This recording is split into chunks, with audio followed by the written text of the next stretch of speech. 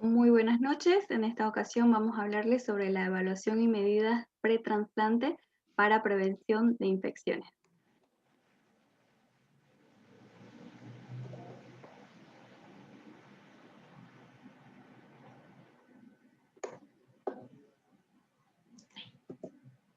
Vamos a ver sobre la evaluación del receptor. Tenemos que evaluar la parte clínica, que debe enfocarse en la exposición previa y actual a agentes infecciosos y en el esquema de vacunación. En este caso tenemos que evaluar diferentes puntos. Uno de los puntos es viajar o vivir en lugares donde sea un foco de infección, un riesgo de infección. Tenemos el riesgo de infección por coccidioides y mitis, que si en caso da positivo por serología, con el positivo se paga consulta con epidemiología.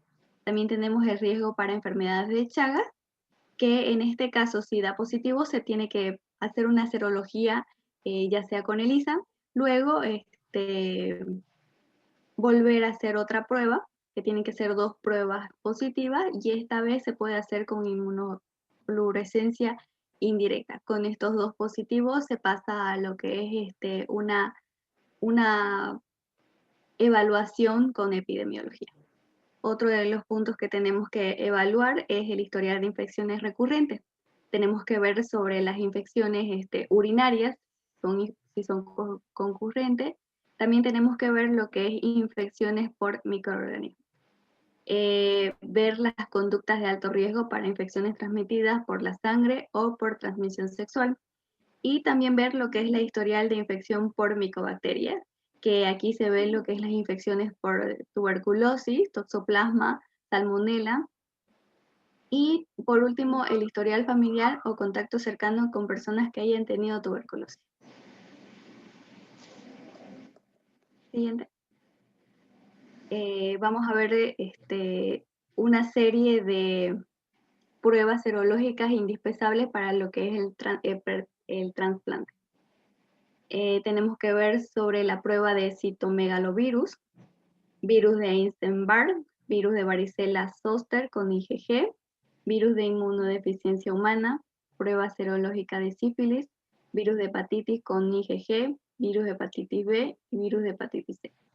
Si en caso lo que es el virus de varicela zoster o el virus de hepatitis B dieran negativa, se hace lo que es la vacunación en el tiempo de valoración antes de que sea el trasplante.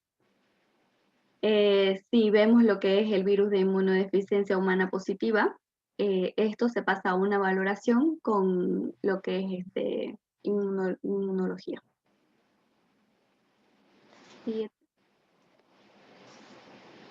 Otros estudios que se ven son el PPD, también se puede ver lo que es el ensayo de liberación de interferón, que es el IGRA, radiografía posteroanterior y lateral del tórax. Si en el caso esta radiografía posteroanterior del tórax se presentara algo anormal, se solicita al paciente una tomografía computarizada del tórax. También otro de los estudios es el examen general de orina y urocultivo. Si en caso el paciente presenta lo que es anuria, que es la cantidad de orina menor a 100 ml y no presenta síntomas, es asintomático, este examen se puede omitir. Otros de los estudios que se piden son cultivos de orina por micobacterias, cultivo en pacientes con diálisis peritoneal, exudado nasal en todos los pacientes y coproparasitológico en 3 ocasiones. Siguiente. Como vimos también, tenemos que tener en cuenta lo que es la infección por tuberculosis. Los receptores de trasplante de un órgano sólido tienen un riesgo sustancial mayor de adquirir lo que es la tuberculosis que lo que presenta la población general. En receptores de trasplante renal se presenta un reto terapéutico, además de que se asocia con una elevada tasa de mortalidad en en comparación con lo que es la población general. Vemos también lo que es el escrutinio de tuberculosis de manera previa al trasplante. Los candidatos a trasplante tienen que contar con un PPD y con un IGRA, que es el ensayo de liberación de interferón gamma. La historia clínica debe explorar de forma dirigida la exposición de personas con tuberculosis, los síntomas de tuberculosis, la historia de tuberculosis y los factores de riesgo. Vemos el diagnóstico de manejo. Tenemos lo que es el diagnóstico y manejo de la tuberculosis en pacientes sin infección por tuberculosis y lo que tienen tuberculosis latente.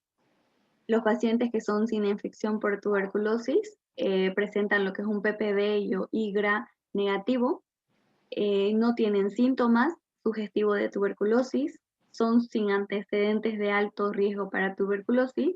Como ejemplo, tenemos los pacientes migrantes o prisioneros.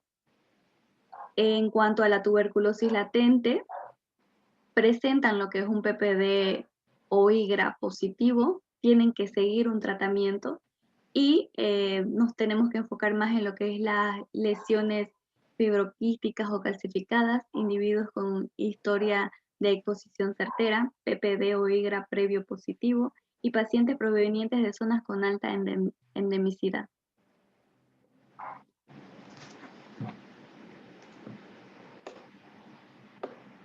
Diagnóstico y manejo.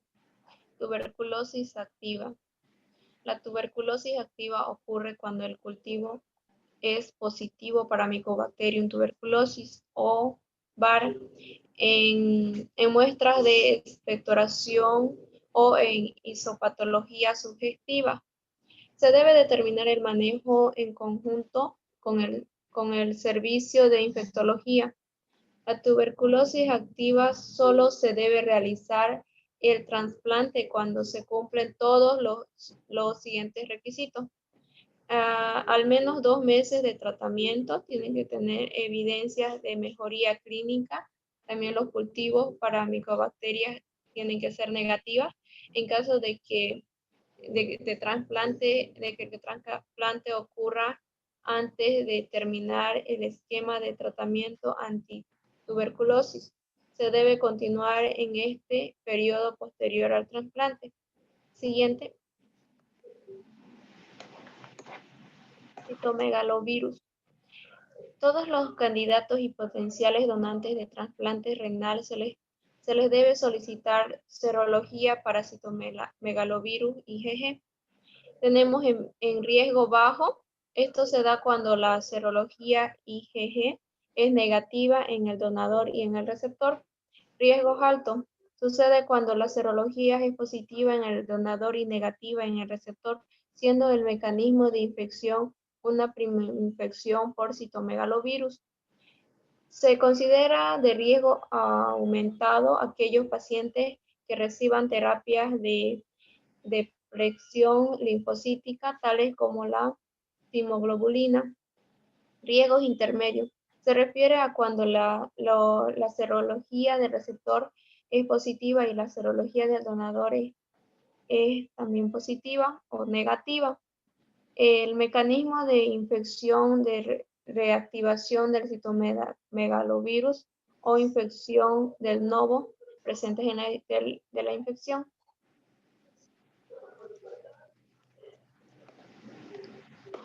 Citomegalovirus. Cuando la serología del donador o del receptor sea negativa y tenga más de un mes previo al trasplante, se deberán repetir las pruebas al momento de su internamiento para el trasplante. El resultado puede revisarse después del trasplante. Profilaxis. La profilaxis consiste en administrar un fármaco útil en la prevención del citomegalovirus, como ser la valganciclovir y la ganciclovir. Al término de la profilaxis deberá efectuarse la monitorización de carga viral de citomegalovirus. Tenemos también que semanalmente durante las 2 primeras semanas se debe realizar, quincenal durante las 6 semanas subsecuentes. También tenemos terapias anticipadas en pacientes de alto riesgo o riesgo intermedio. Se puede monitorear semanalmente la replicación de citomegalovirus con carga viral cuantitativa durante 12 semanas posteriores al trasplante. De manera alternativa podrá realizarse antigemia PP65 semanalmente. En caso de que se positivice la carga viral, establecer un umbral institucional o la antigemia PP65. Iniciar la dosis terapéutica, como ya lo habíamos mencionado hace rato, valganciclovir y la ganciclovir. Los pacientes de riesgos bajos no requieren monitorización rutinaria ni profilaxis. Siguiente. Virus de la inmunodeficiencia humana. La infección por VIH no se considera una contraindicación para el receptor de trasplante renal sin requerir de evaluación y el seguimiento del servicio de infectología. A todos los candidatos y donantes potenciales se les debe realizar sea prueba de detección serológica de VIH. En candidatos y donantes vivos, esta prueba, en caso de ser negativa, se debe repetir anualmente. Es ideal dentro de los 28 días previos al trasplante. Es deseable que la prueba de escrutinio sea una prueba ELISA de cuarta generación con detección de antígeno P24 anticuerpos contra VIH. Se puede hacer también de manera alternada una prueba de ELISA de tercera generación para la detección y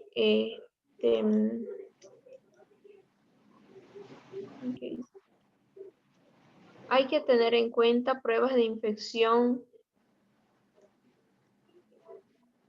prueba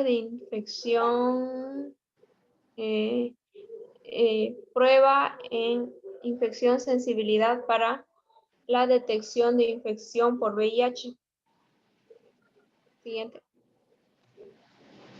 Virus de hepatitis B.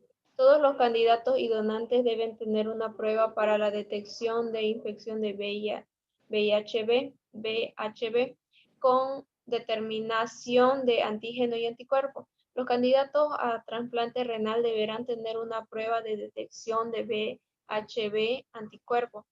En candidatos o donantes vivos en quienes se obtenga una determinación, puede ser positiva y negativa. Negativa de VIH-B antígeno o anticuerpo, se debe realizar una determinación cuantitativa de carga viral de VIH-B ADN. Negativas, se le debe repetir estas pruebas anualmente e idealmente dentro de 28 días previos al trasplante. Si el candidato a trasplante tenga negativo, debe ser vacunado contra la hepatitis B.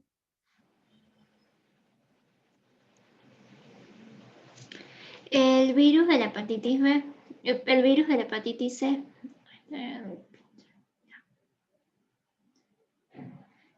Todos los candidatos donantes potenciales deben tener una prueba de detención de infección por el virus de la hepatitis C.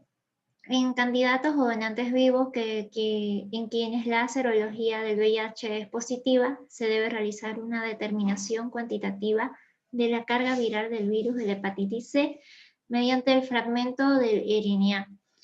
La infección por virus de la hepatitis C en el receptor no es una contraindicación para el trasplante.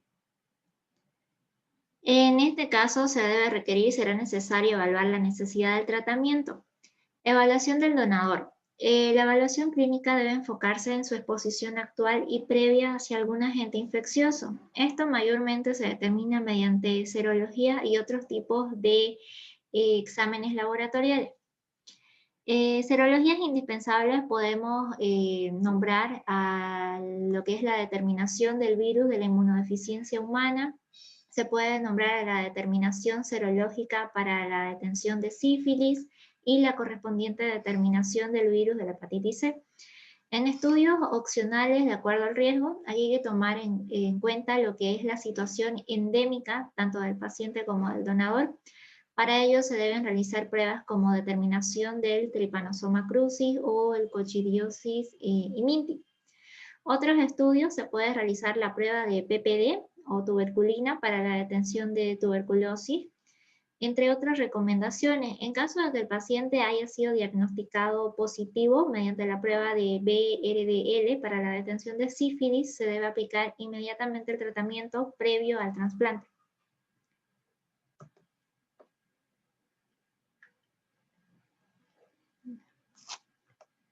En este caso de la tuberculosis, todo potencial donador debe tener una radiografía posterior tanto de tórax y contar con un PPD y con un ensayo de lo que es el interferón gamma. En este caso el PPD suele ser, o tuberculina, suele ser el método más indicado para la detención de tuberculosis.